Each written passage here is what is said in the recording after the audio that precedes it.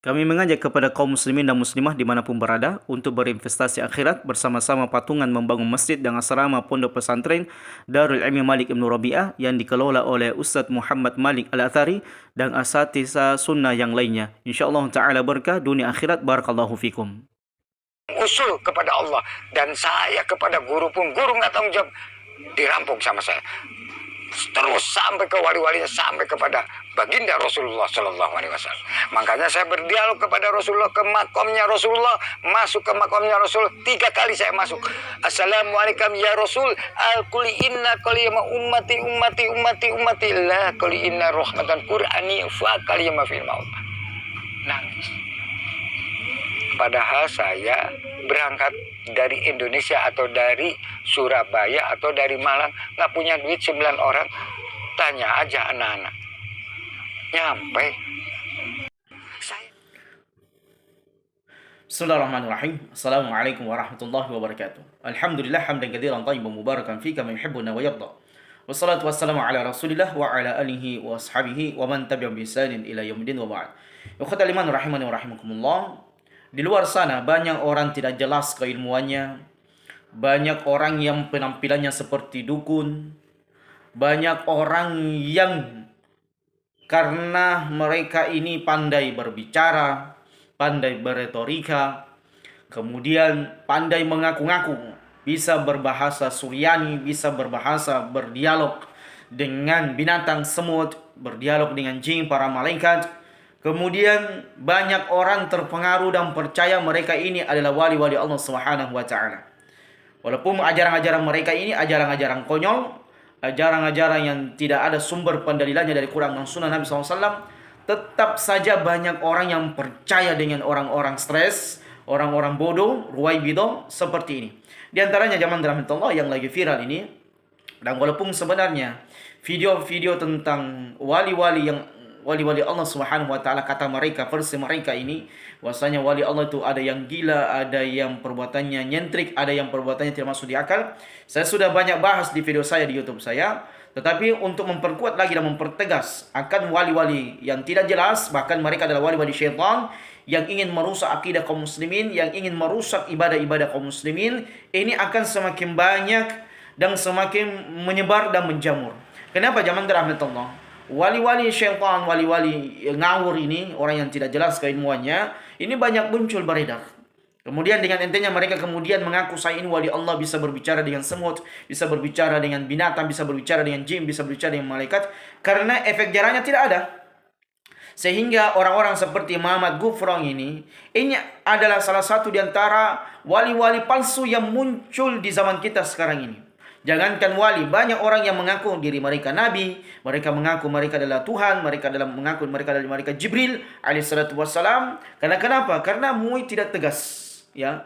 Inilah kenapa zaman rahmatullah, kalau memang Majelis Ulama Indonesia ini dijadikan sebagai wadah untuk memperkuat akidah, memperkuat amalan para umat, dan melindungi mereka dari berbagai macam penyimpangan-penyimpangan yang ada, maka mengapa MUI tidak secepatnya, ya, kenapa videonya ini berlarut-larut ini, Muhammad Gufron ini berlarut-larut, kemudian dinikmati, kemudian diberikan tempat posisi berbicara di depan umat, yang seharusnya MUI ketika muncul orang seperti langsung bersama dengan aparat kepolisian ditangkap. Karena ini zaman rahmatullah, terus terang apa yang dilakukan oleh Muhammad Gufron ini sudah pelecehan terhadap agama Islam. Ini sudah terhadap pelanggaran terhadap pasal 29 ayat 1 dan 2, pencemaran ajaran agama Islam, ya, memalsu-malsukan ajaran-ajaran Islam. Dengan mudahnya kita bisa banyak orang terbodohi dengan pernyataan-pernyataan Muhammad Gufron, makoli. La haula wala quwata illa billah. Dan coba lihat zaman rahmatullah. Saya ingin sampaikan di forum ini, mari kita gunakan akal sehat kita. Mari kita gunakan ilmu yang Allah berikan kepada kita, Quran dan Sunnah, dan menunjukkan memang juga dewasa ini kaum muslimin tidak banyak belajar terhadap agama mereka. Mereka bodoh dengan agama mereka. Mereka tidak paham membaca Quran, membaca Sunnah Nabi SAW, sehingga datang orang gila, datang orang stres yang tidak jelas keilmuannya, mengaku bisa berbicara bahasa binatang, dengan apa, modal berbicara makoli saja, modal bahasa Suryani, membuat hadis-hadis palsu, kemudian mereka mempercayainya. Betapa rendahnya keilmuan Islam kaum muslimin dewasa ini, awamnya mereka mudah dibodoh-bodohi dengan kalimat-kalimat makoli, seolah-olah itu adalah bahasa Suryani, padahal sudah dibantah, tidak ada bahasa Suryani itu makoli itu, kecuali makoli, kalami, qauli itu ada dalam bahasa Arab. Oleh karena zaman Allah, sedikit apa yang bisa kita sampaikan pada kesempatan yang berbagi ini. Satu ayat yang menunjukkan siapakah wali Allah. Allah katakan dalam firman-Nya dalam surah Yunus ayat 62 sampai 64. Ala inna awliya Allah la khaufun 'alaihim wa lahum yahzanun. Ingat, kata Allah Jalla Jalaluhu, ala, ingatlah bahwasanya wali-wali Allah Subhanahu wa taala la khaufun 'alaihim wa lahum yahzanun. Mereka pribadi mereka ini adalah orang-orang yang tidak ada rasa takut dan mereka tidak bersedih apa yang mereka lakukan. Kemudian Allah katakan, alladzina amanu wa kanu yattaqun. Wali Allah ini yang beriman kepada Allah, yang bagus keimanannya dan mereka bertakwa. Pertanyaannya sekarang, kalau kita ingin timbang keimanan dengan ketakwaan yang Allah sebutkan dalam Quran dan Sunnah dengan si gufran ini, apakah masuk level wali Allah Subhanahu wa taala kepadanya? Tidak, zaman terhamtal. Andaikan Mamak Gufron ini bisa terbang, andaikan dia bisa terbang, andaikan dia bisa jungkir balik, andaikan dia mengatakan saya bisa berbahasa binatang dan sebagainya, kalau dia tidak beriman sebagaimana keimanannya Nabi SAW dan tidak bertakwa sebagaimana ketakwaannya Nabi SAW, maka kita pastikan dia adalah wali syaitan. Kita pastikan zaman terhamtal. Andaikan pun dia bisa menyembuhkan manusia, bisa memberikan fasilitas kepada manusia, karena sebenarnya itu kebanyakan aliran-aliran sempalan seperti ini muncul karena masalah perut saja. Banyak kaum muslimin yang fakir, yang miskin, yang kemudian karena keterbatasan mereka atau mereka sakit, datanglah orang-orang seperti ini, orang-orang stres dan gila, majnun, ruwaibidah, orang bodoh, yang kemudian mengaku bisa begini, bisa begitu, kemudian datang kepadanya, mempercayai apa yang dia katakan. Na'udzubillahi min dzalik, itu na'udzubillahi min dzalik. Maka wali Allah la khafun 'alaihim wa lahum yahzanun alladzina amanu wa kanu yattaqun. Mereka yang beriman dan bertakwa kepada Allah. Ketakwaan itu, masya Allah ikhwatal iman, yang diajarkan oleh Nabi SAW. Bagaimana? Mulai dari penampilan saja. Nabi SAW adalah orang yang bersih. Innallaha jamil yuhibbul jamal. Allah itu maha indah dan menjunkai keindahan. Bagaimana perawakannya Nabi SAW? Disebutkan Nabi SAW adalah orang yang bersih, kulitnya putih. Beliau adalah orang yang senantiasa menjaga penampilan beliau.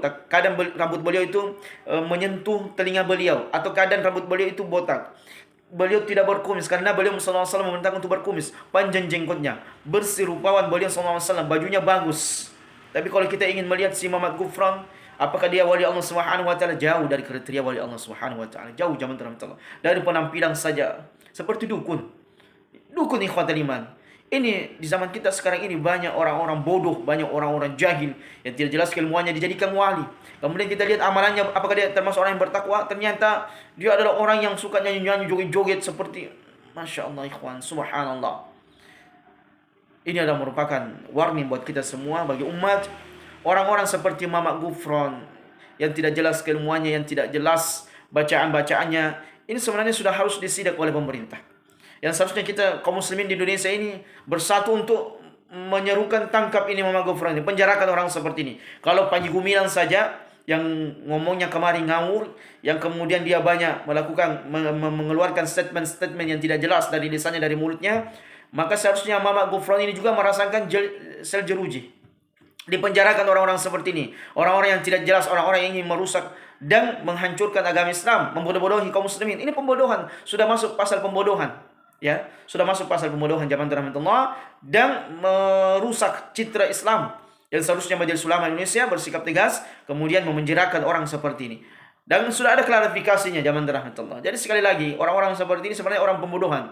Sudah ada klarifikasi dari Mamak Gufron, kalau apa yang dia lakukan dia minta maaf karena menimbulkan kegaduhan dan kritikan yang sangat tajam dari kaum muslimin, sehingga banyak orang yang mengkritiknya, menyudutkan, marah kepadanya karena wajar. Karena orang seperti ini merusak. Makoli. Apa itu makoli? La haula wala quwata illa billah. Oleh karena zaman rahmatullah, sebagai closing dari apa yang kita sampaikan pada kesempatan yang berbahagia ini, orang-orang seperti Mamak Gufron ini, orang-orang yang aneh, nyeleneh, orang yang berbicara tanpa ilmu akan senantiasa muncul. ketika Majelis Ulama Indonesia tidak tegas. Kenapa kemarin kalau Salafi Wahabi yang ada clash dengan ormas yang di sebelah ini, cepat sekali tindakannya, cepat sekali kemudian diberikan statement. Kenapa orang-orang seperti ini tidak diberikan efek jerah seperti Anda bersikap terhadap dai-dai du'atu salafiyah? Ini pertanyaan yang besar bagi Majelis Ulama Indonesia. Bagaimana mereka kemudian yang dipercayakan, yang diamanahkan oleh masyarakat Indonesia di dalam untuk memberikan sebagai pencerahan, sebagai penjaga pintu gerbang akidah amaliyah dari yang diajarkan oleh Nabi SAW, terutama yang ada di Indonesia, ini seharusnya lebih terdepan lagi, lebih lebih ngegas lagi untuk mengambil tindakan yang tegas terhadap orang-orang seperti Muhammad Gufron. Jangan tebang pilih. Kalau du'atu salafiyah bermasalah, cepat sekali kemudian mereka berkomentar. Tetapi ketika orang-orang seperti ini yang menurut mereka akidahnya sama, kemudian itu lambat penanganannya, kemudian tidak tegas dan hanya memberikan sebagai peringatan saja kepada mereka. Seharusnya mereka dipenjarakan orang-orang seperti ini. Demikianlah jawaban dalam Allah Subhanahu wa taala apa yang bisa kita sampaikan. Hadza wallahu a'lam bishawab. Subhanakallahumma wa bihamdika asyhadu an la ilaha illa anta astaghfiruka wa atubu ilaik. Wa akhiru da'wana alhamdulillahi rabbil alamin. Assalamualaikum warahmatullahi wabarakatuh.